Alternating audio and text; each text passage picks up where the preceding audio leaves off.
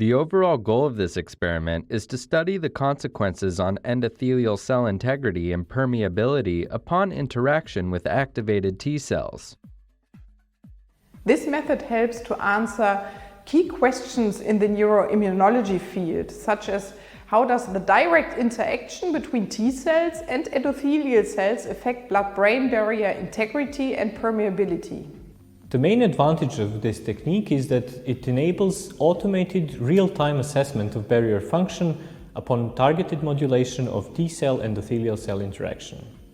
The implications of this technique extend toward therapy of autoimmune CNS disorders, because it provides insight into T-cell mediated blood-brain barrier breakdown, a crucial step in the pathogenesis of such diseases.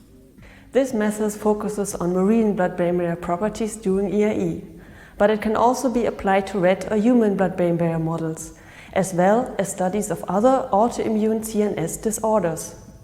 Generally, individuals new to this method may struggle because of possible difficulties with optimal timing of combined primary endothelial cell culture and T-cell activation.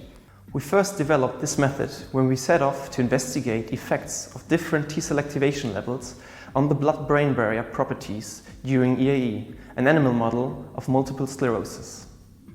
Visual demonstration of this method is critical, as setting up T-cell endothelial cell co-culture is difficult to learn, because initial variations in tear between wells may lead to subsequent misinterpretations of the results.